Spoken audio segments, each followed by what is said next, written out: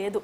ఇదే ఇప్పుడు రైతులు అడుగుతున్న ప్రశ్న, మాకు చట్టబద్ధత కల్పించండి, మళ్ళీ మీరు 5 సంవత్సరాలు ఉంటారు, ఓకే ఇప్పటి వరకు మీరు ప్రొటెక్షన్ ఇస్తారు, మళ్ళీ ఒక 5 సంవత్సరాలు దాటిందంటే జగనో లేదంటే వేరే వ్యక్తులో మళ్ళీ సీఎం అవ్వచ్చు, లేదంటే మీరైనా అవ్వచ్చు, అప్పుడు మీతో సెంట్రల్ గవర్నమెంట్ సఖ్యతగా ఉండకపోవచ్చు. సో మా పరిస్థితి మళ్ళీ అగమ్య గోచరంగా మారిపోతుంది, చట్టబద్ధత కల్పించండి, లీగల్గా వ్యాలిడ్ చేయండి రాజధానిని అంటూ వాళ్ళు డిమాండ్ చేస్తున్నారు. జరిగింది అదే కదమ్మా. యాక్చువల్గా ఇప్పుడు అసలు పొలిటికల్గా సంబంధం లేదు కదా. జగన్ వచ్చారు, చంద్రబాబు పోయారు, జగన్ వచ్చారు. అమరావతికి దానికి సంబంధం లేదు. అమరావతి యాజ్ ఇట్ ఈజ్గా కంటిన్యూ కావాల్సిందే కదా, కానివ్వలేదు. ఎందుకు అంటే అది అతని మనస్తత్వం. అతను ఇంకొక రకంగా ఆలోచించారు.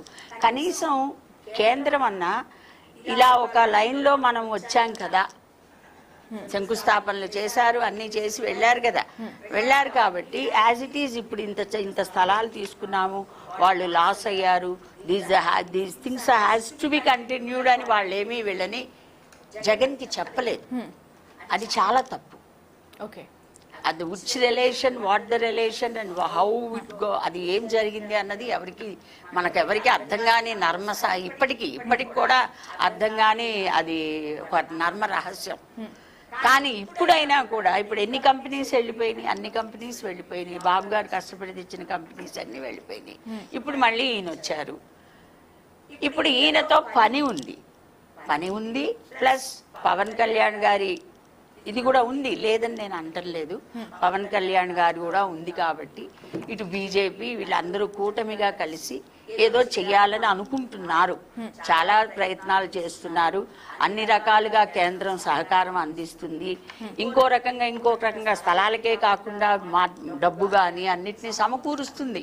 కానీ ఇవన్నీ 2 రోజుల్లో తేలే విషయాలు కావు. కన్స్ట్రక్షన్ అనేది ఇప్పుడు హైదరాబాద్ లాగా అమరావతిని చెయ్యాలి అంటే it takes lots of time. Next term కూడా రావాలి బాబు గారు.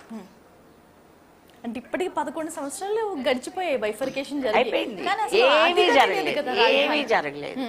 సరే ఇప్పుడు జరుగుతాయి. ఇప్పటికి కూడా 1 year దాటిపోయింది కదమ్మా. 1 yearలో ఏం జరగలేదు కదా. 1 year 3 months 4 months అయింది, ఏం జరగలేదు కదా. ఇప్పుడు మళ్ళీ శంకుస్థాపన. ఈ శంకుస్థాపనకి ముగింపు ఎప్పుడు? ఈ శంకుస్థాపన జరిగిన దానికి ఎవరెవరో పెట్టుబడులు పెడతామంటున్నారు, తీసుకొస్తున్నారు, అందరం మేము కలిసామంటున్నారు, అన్నీ అంటున్నారు. కానీ కలిసికట్టుగా అక్కడ లేరు. ఓకే, అక్కడ వైషమ్యాలు, వేరుతనాలు అన్నీ ఉన్నాయి. కనిపించని నటన జరుగుతుంది అక్కడ. ఇప్పుడు నేననేది ఏంటంటే, ఆయన ఎంత సంకల్పంతో ఉన్నా, స్థిర నిశ్చయంతో ఉన్నా, హైదరాబాద్ లాగా నేను చేయగలను అని అనుకున్నా, నెక్స్ట్ మన ప్రజల తీర్పు తెలియదు. సో అదే ప్రజల కన్ఫ్యూజన్ కూడా, నెక్స్ట్ చంద్రబాబు వస్తారో రారో తెలియదు. అదే కన్ఫ్యూజన్ ప్రజలకే కాదమ్మా, చాలా కంపెనీస్ కూడా ఉన్నాయి. ఎంతో డబ్బు వెచ్చించి వద్దాము, మనం నిజంగానే హైదరాబాద్ లాగా చేద్దాము అమరావతిని అనుకునే వాళ్ళకు కూడా అమరావతి అని పేరు పెట్టారు. కానీ అసలు అమరావతికి సరిహద్దు కానీ ఈ ప్లేస్ అమరావతి అని కానీ ఎక్కడుందమ్మా? అక్కడ ఏం లేదు. ఇప్పుడు మనం విజయవాడ అంటే విజయవాడకి ఇది బార్డరు, ఇది ఇటు పోద్ది అటు పోద్ది అని ఉంటది. ఇప్పుడు అమరావతికి ఏం లేదు అక్కడ. Just we are going on telling Amaravati. ఆ అమరావతి ప్రాపర్ కావాలి అంటే అందరి సహకారం కావాలి. ఈ కేంద్రం ఇదే కంటిన్యూటీ ఇస్తుందా? రైట్. అసలు కేంద్రంలో ఇదే ప్రభుత్వం మళ్ళీ రావచ్చా? అది ఇంకా మనం ఎక్కువ వెళ్ళిపోతాం.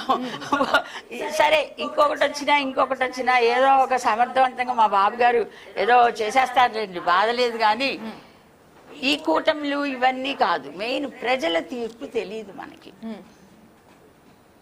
కానీ ప్రజల తీర్పు ఎలా ఉన్నా కూడా ఇప్పుడు హైదరాబాద్ లో ప్రజల తీర్పు మారింది. రాజధాని మారిపోయిందా? మారలేదు కదా. ఇక్కడ హైదరాబాద్ విషయం వేరమ్మా. ఇప్పుడు మీరు చెప్తున్న ఈ గచ్చిబౌలి ఫ్లైఓవర్లు కానీ, ఇప్పుడు వస్తున్న ప్రతి ఫ్లైఓవర్, ఐఎమ్ టెలింగ్ యూ, నేను బల్ల గుద్ది చెప్తున్నాను, ఇవన్నీ రామారావు గారి టైంలో పేపర్ మీదకి వచ్చినాయి. ట్యాంక్ బండిని క్లీన్ చేసి స్టాచ్యూస్ పెట్టారు, మీకు గుర్తుండే ఉంటుంది, నువ్వు చిన్నపిల్లవ అయి ఉంటావు, నీకు తెలీదు.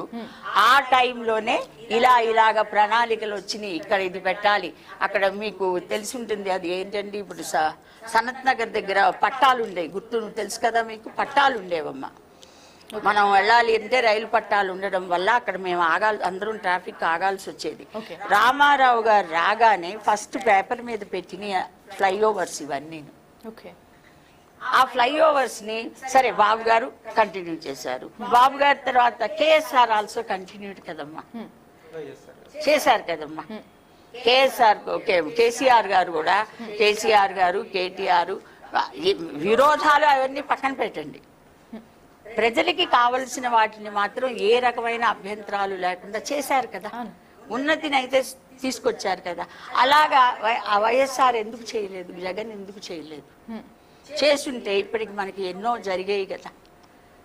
ఇప్పుడు మధ్యంతరంలో ఉన్నాం మనం. ఈ మధ్యంతరం అటవుతుందా ఇటవుతుందా, ఈ ఉమ్మడి కూటమి ఉంటుందా?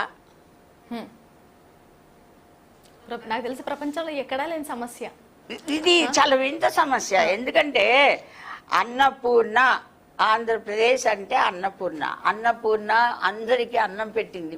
మీకు తెలుసో లేదో, వరి పండించడంలో ఆంధ్ర తర్వాతే పంజాబ్, మొట్టమొదటి ఆంధ్రప్రదేశ్. ఇవాళ ఆంధ్రప్రదేశ్ ఏదమ్మా,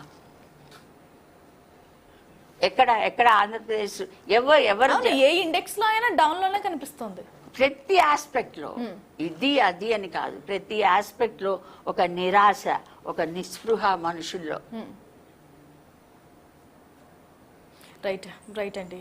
అంటే ప్రభుత్వాన్ని నడిపించే నాయకులే కన్ఫ్యూజన్ లో ఉన్నప్పుడు, వాళ్ళే అధికారాన్ని నిలబెట్టుకునే ఆశలోనే ఉన్నప్పుడు వాళ్ళే కన్ఫ్యూజన్ లో ఉన్నారు. ఎప్పుడు ఏం జరుగుతుంది అన్నది కంటిన్యూటీ లేదు. ఇప్పుడు ఇప్పటి వరకు అంటే చంద్రబాబు గారు వచ్చేంత వరకు రాజధాని ఏది అంటే క్లారిటీ లేని పరిస్థితి. అసలు మనకి ఇండియా మ్యాప్ లో కూడా కొన్ని రోజులు లేదు. ఇప్పటికీ గెజిట్ రాలేదు, నోటిఫై చేయలేదు, సెంట్రల్ గవర్నమెంట్ కూడా నోటిఫై చేయలేదు. రైట్ అండి. శ్రీచక్ర గారు, మనం దిక్కులేని వాళ్ళం అనమాట, రాజధాని లేని మనుషులు. లేని వాళ్ళం కాదు, 5 కోట్ల జనాభా దిక్కులేని జనాభానా? ఎవరు సీరియస్ గా తీసుకోవట్లేదు, అటు సెంట్రల్ గవర్నమెంట్ కానీ రాష్ట్ర ప్రభుత్వం కానీ. అది ఎందుకు అన్నది మన ఇంతమంది ఈసారి అయినా కనీసం చాలా మంది ఎంపీలు ఉన్నారు, వాళ్ళకి మనతో పని ఉంది, బీజేపీకి మనతో పని ఉంది కాబట్టి ఇప్పటికైనా నిగ్గదీసి వీలైనంత తొందరగా, ఇప్పుడు 30% పని అయిపోయింది అనుకోమ్మా, 1/2 పనిని ఎవడొచ్చినా ఆపలేడు కదా. ఒకవేళ బాబు గారు రారో వస్తారో అనుకుందాం, ఇంకొకళ్ళు వచ్చినా ఆపలేరు కదా. 30% అయిన దాన్ని పగలగొట్టలేరు కాబట్టి థింగ్స్ కంటిన్యూ అయ్యేలాగా చూసే బాధ్యత ఈ ఎంపీలందరూ కూడా తీసుకోవాలి. రైట్, దీని గురించే మాట్లాడదాం. శ్రీచక్ర గారు, 30% అన్నారు, తాత్కాలిక భవనాలు అయితే నిర్మించారు, కానీ ఇప్పుడు దాంట్లో చూస్తే పెద్ద పెద్ద చెట్లు, దాన్ని క్లీన్ చేయడానికే మళ్ళీ 1000 కోట్లు ఖర్చు పెట్టాల్సిన దుస్థితి. అసలు గతంలో ఎందుకు ఆగిపోయింది? ఇది చాలా ఇంపార్టెంట్ పాయింట్. జనరల్గా ఏంటంటే పరిణామాల తర్వాత